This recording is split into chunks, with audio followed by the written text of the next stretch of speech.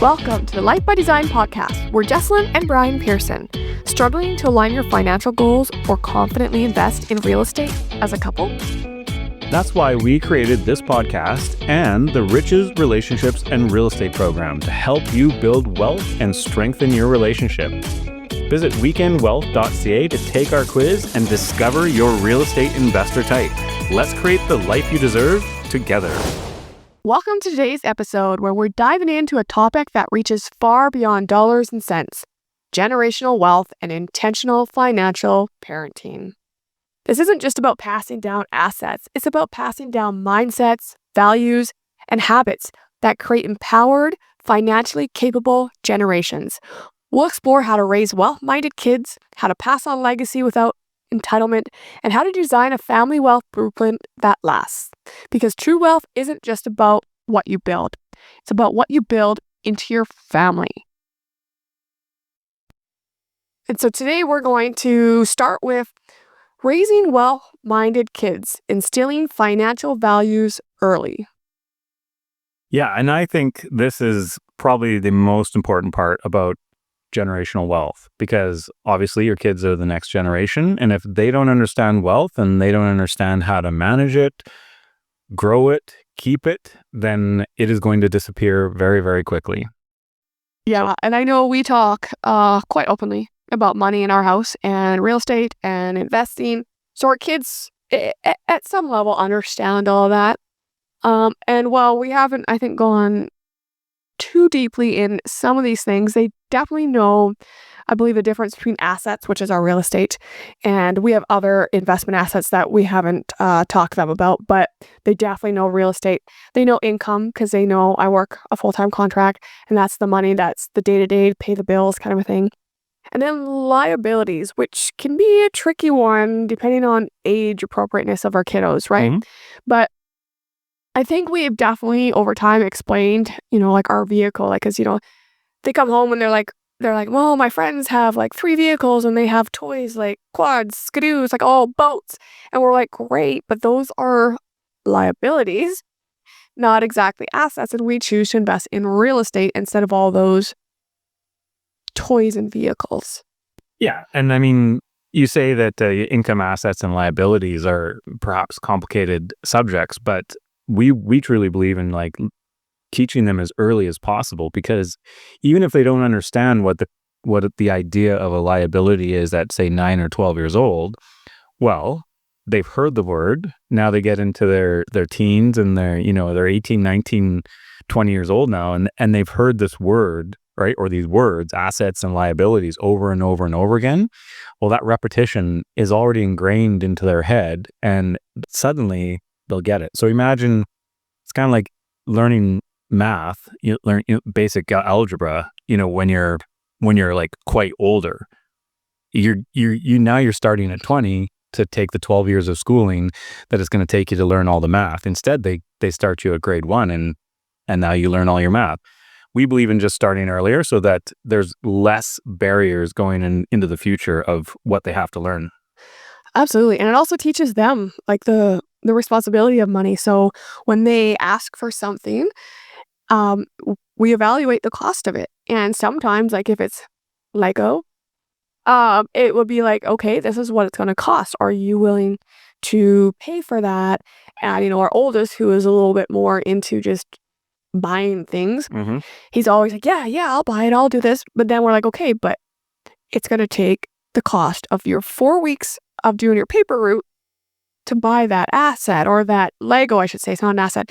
And that's when he'll be like, oh, wait, I gotta work for 4 weeks on my paper route to get that. Then he really considers, is it worth the effort for the toy? That's a lot more effort than he thought it would be. Yeah.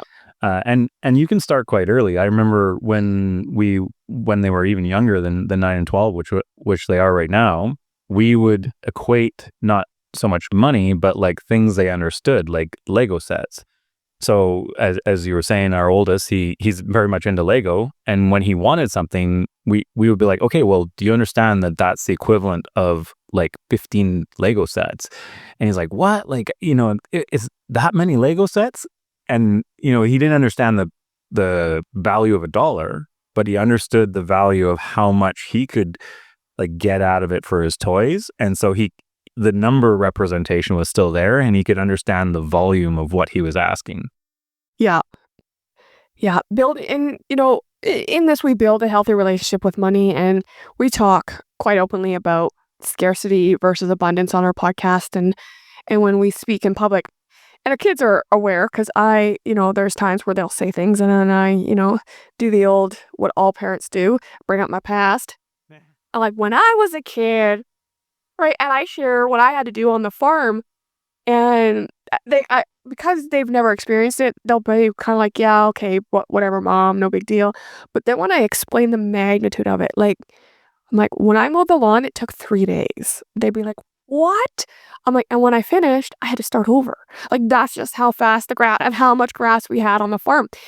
For them, when they see like our lawn, which is maybe 30 minutes to mow, Yep. once a week, they at least when I can relate time, I think time's a good thing for kids at this age to equate to, because like, especially our kids, when we're like, okay, you have to read an hour to get an hour of video games. They now really equate an hour, what that means and what they have to do versus what they can get out of it. Like, it's not necessarily all about money, but just getting them to understand the concept of time, because at some point we do talk to them about money for time, right?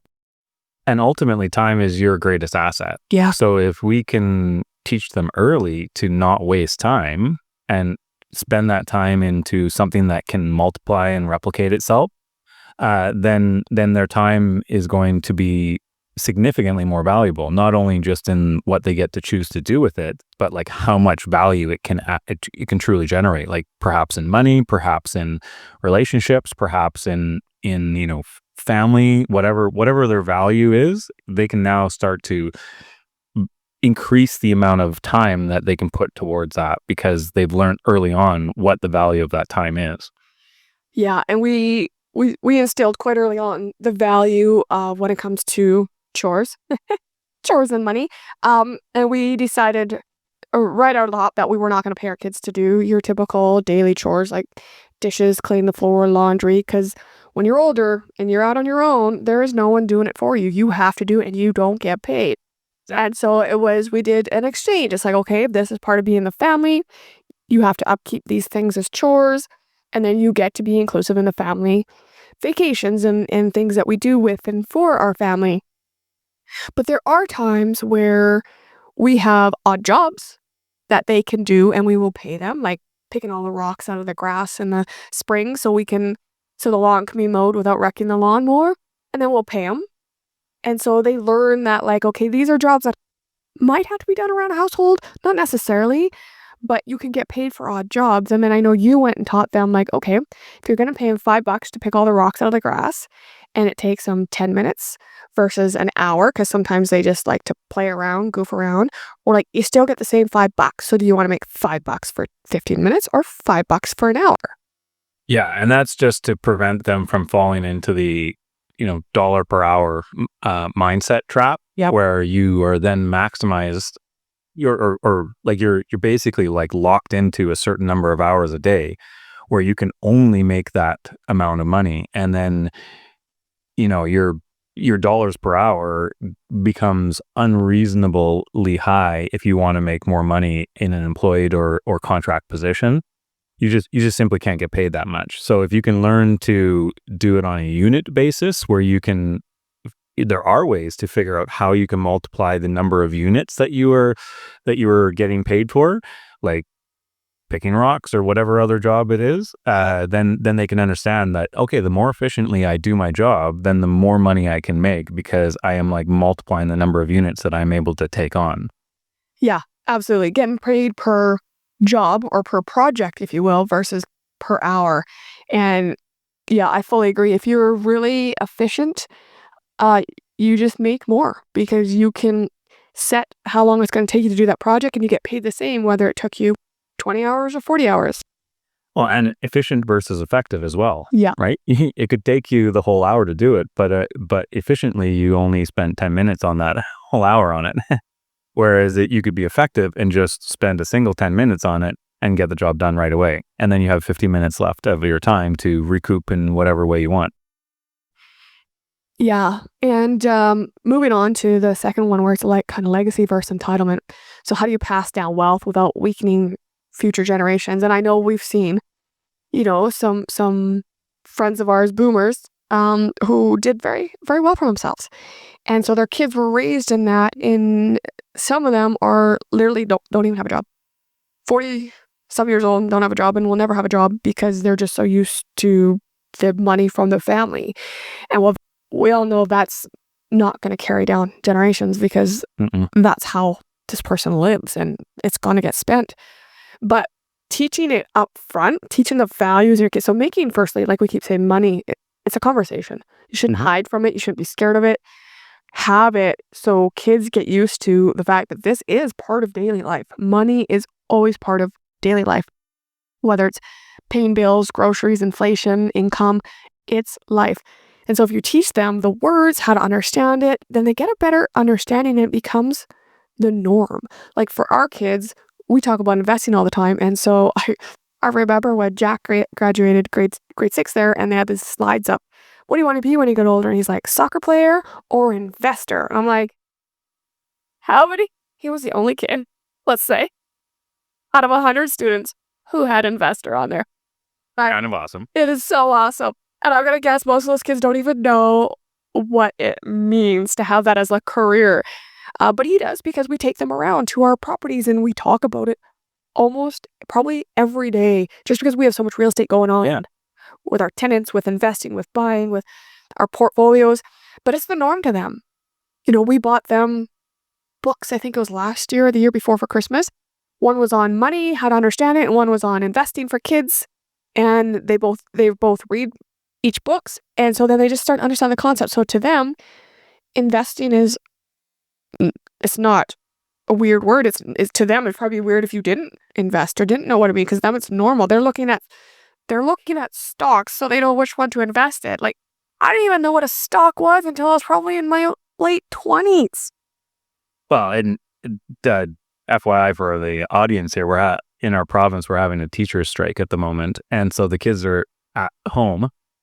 And so I was like, there's no way these kids are driving me nuts for these couple weeks or whatever that the teachers are going to be on strike. So I actually made them set weekly goals. And both of the weekly goals was to try and invest money.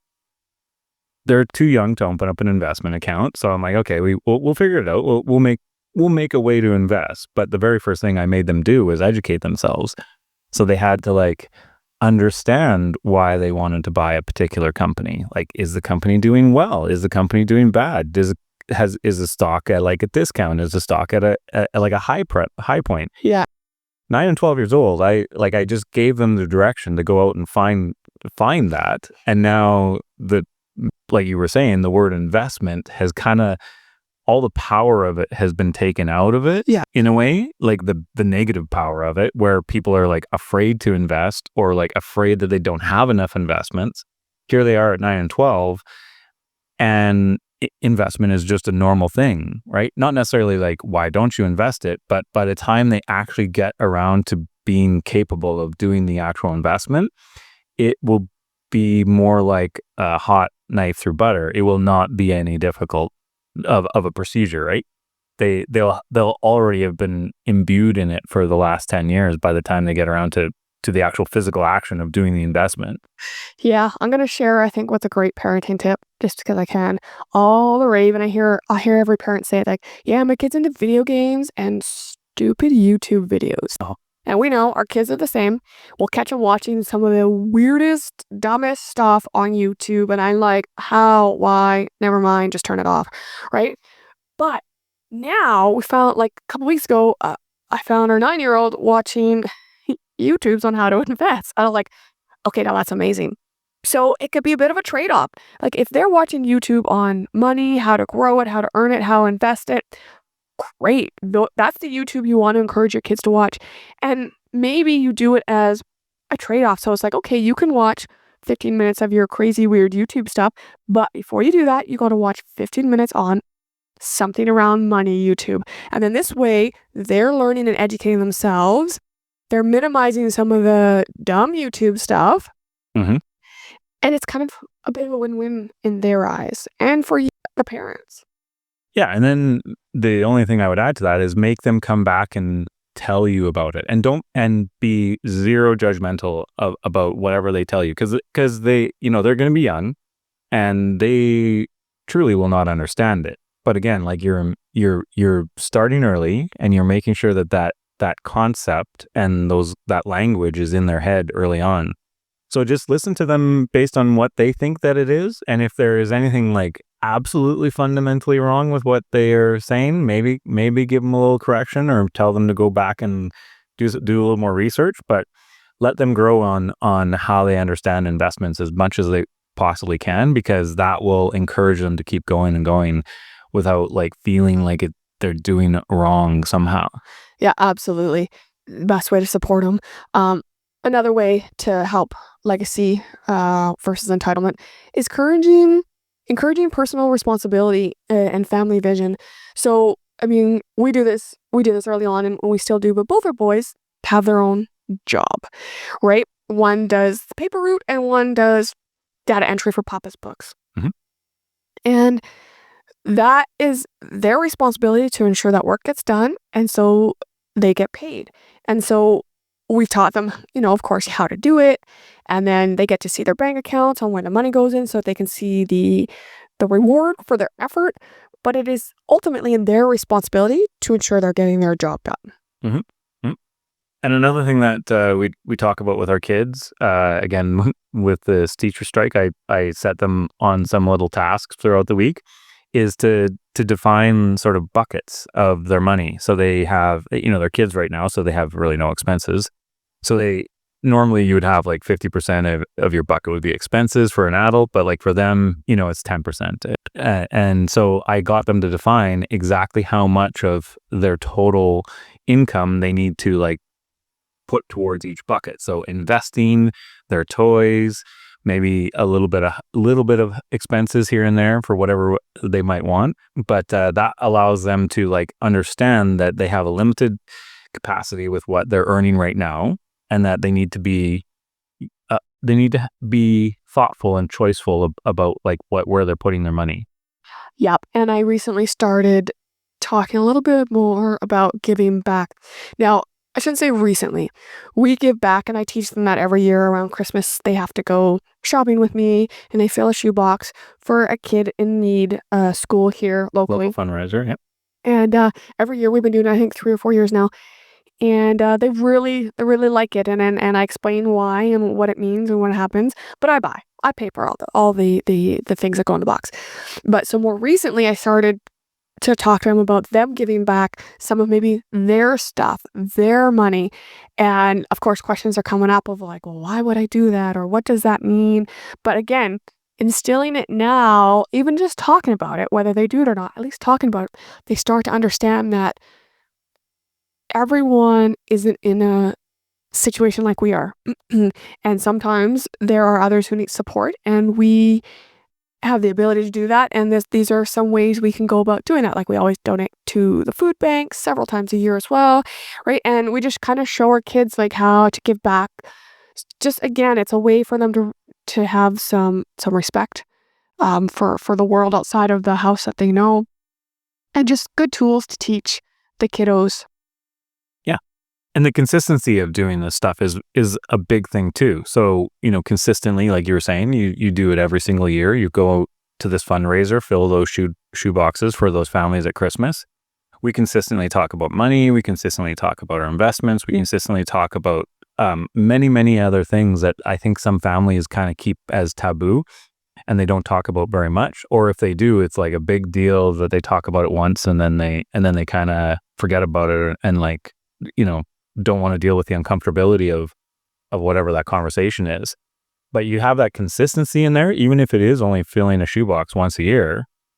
Well, they've done that for 6 years now at this particular school, and it's now almost a habit. Like every Christmas, this is what we do. Yeah. And even if they choose to make their fundraising or their donations in some other different way, it's just going to be like a normal habit of their life now. And they won't have to think about it as much. Absolutely. So, just rolling into our third kind of takeaway here is designing a family wealth blueprint. So creating multi-generational wealth plan with intention, not by accident, which is generally, I think, how it happens is accident. Mhm. And it starts with educating your kids, right? As we keep talking about. So they know how to earn it, multiply it, keep their wealth. But it's not just educating on earn, multiplying, and keeping it. Sometimes it's the values and the dynamics in the family. And I say that because more often than not, we hear stories about how one person in the family, generally the male, manages all the finances. And then if something happens, the mom doesn't even know where to start or what to do. No. And so we don't do that in our household. Of course, we even though you manage holistically the finances, I review it, we talk about it, all our accounting, all our books. I mean, I make a lot of money. I watch how that comes in. I negotiate for raises. We kind of equally play the parts. So our boys see that it's not one person's responsibility. No, no, and that's just it. Is that there is consistent conversations between you and I on exactly what is going on in the household. And so, like you said, even though I manage most of this stuff, if I got hit by a bus tomorrow, yes, it would be difficult for you, but it wouldn't be like you were starting from zero. No. You would understand you would understand the mechanics of what is going on inside of our finances and inside of our wealth. And it would be a little bit of an uphill learning curve for you, but you'd get it, right? Because 100%. because now you're starting at like a fairly educated level. Too often, like you were saying, it's almost shielded from the rest of the family. Whoever is earning that money, or even if it's both parents earning the money, the parents shield that information from their kids, and then their kids end up not understanding what they're growing up in. Yeah, and I think it's very similar.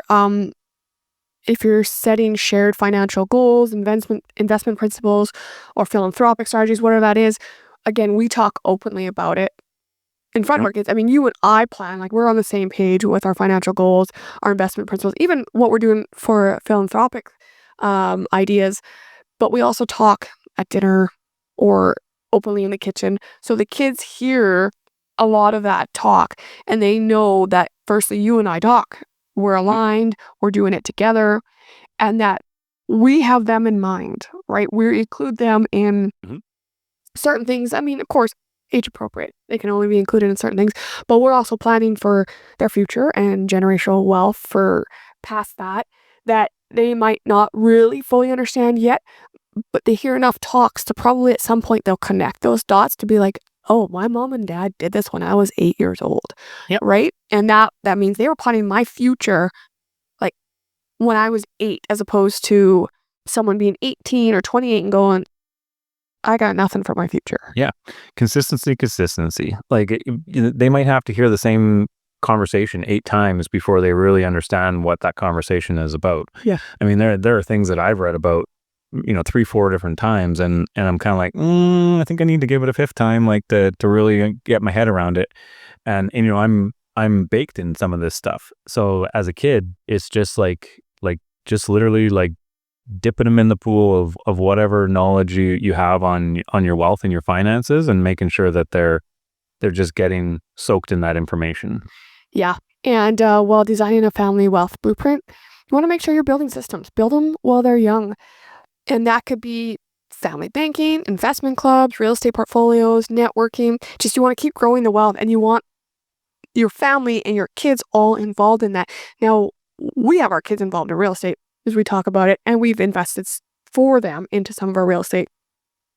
We always talk about networking, and we know at some point when they hit a certain age, we will start bringing them to the conferences, to the real estate investment networking. So they just start, even if they're just kind of sitting there not fully understanding, they're starting to see the crowd, understand the dynamics, learn the language, and get to know that world.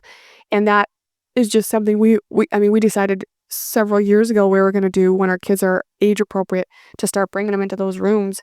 And that's just part of them learning and growing. Yeah. Our 9-year-old really, really badly wants to come to a lot of these events with us.